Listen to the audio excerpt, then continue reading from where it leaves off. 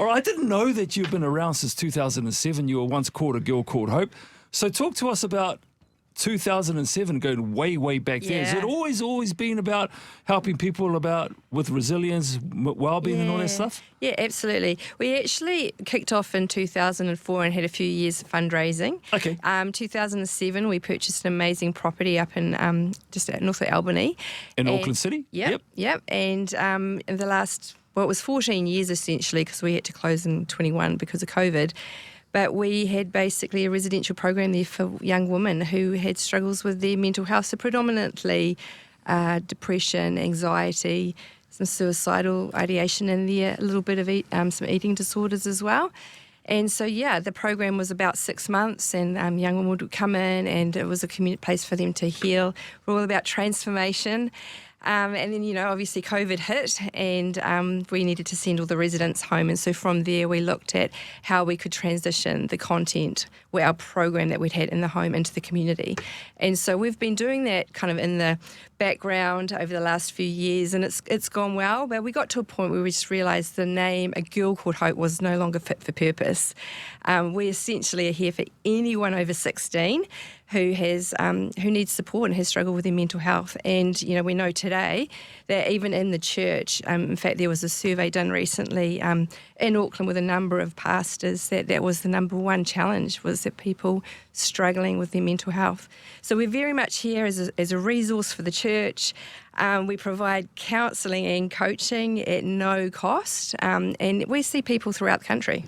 What do your programs look like if somebody was to participate in them? What would it look like? Cool. So probably one of our key, we talk about the 3 C's. We like to make it really simple. So there's the coaching, the counselling and the courses. So in terms of courses, we've got online toolkits. So they're very much skill-based. People will learn skills and tools in terms of how to manage their mental health. When I think of mental health, I see it on a continuum, right? We all sit somewhere along that line. Some down one end, we might be down one end of the continuum at the beginning of the day, and we kind of move up towards the end of the day. So we're always sort of sliding on that continuum. So these tools help us keep just a really healthy balance with our mental health and wellbeing. So the online toolkits, they run online over 4 weeks, an hour and a half each session. We run morning, afternoon and evening sessions, and then we also run in-person courses.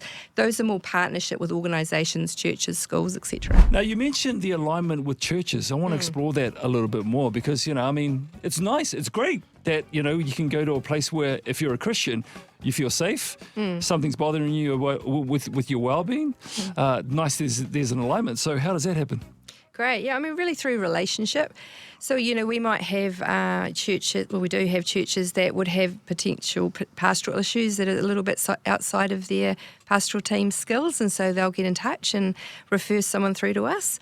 And some of those churches support us as well, which is amazing. They're like, hey, you're here supporting us, so we're going to kind of give back. Obviously, the funding is a big part of it.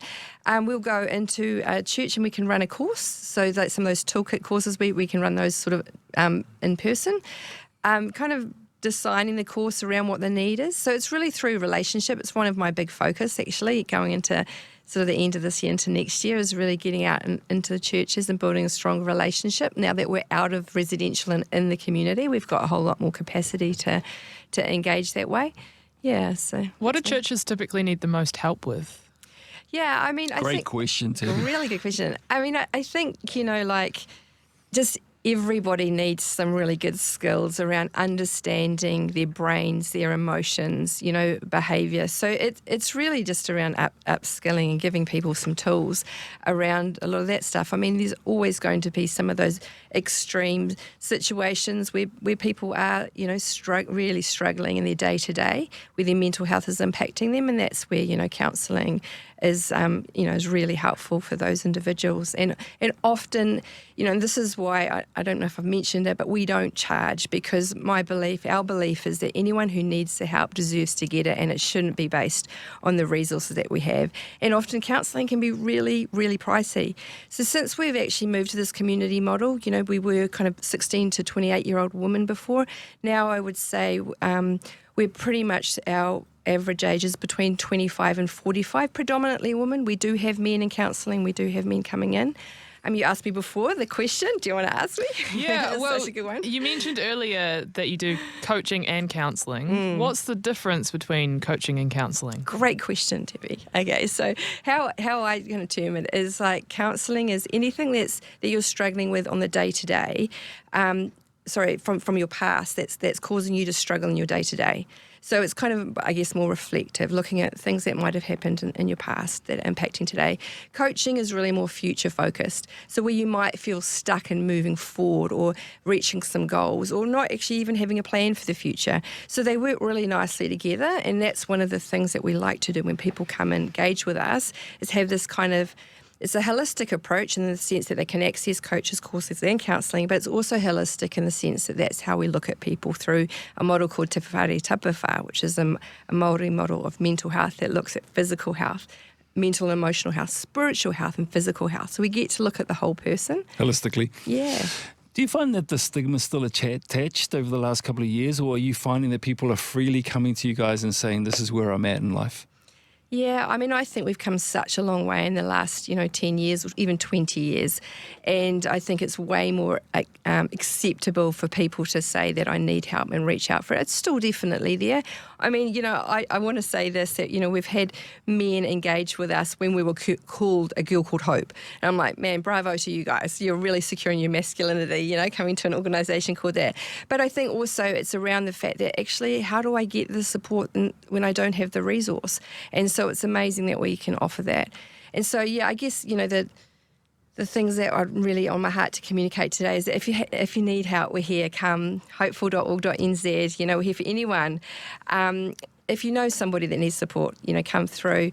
And also, we're also always looking for people to support us. It's no charge, right? But there's a cost. And so if people are wanting to support the cause, they can do that through our website as well.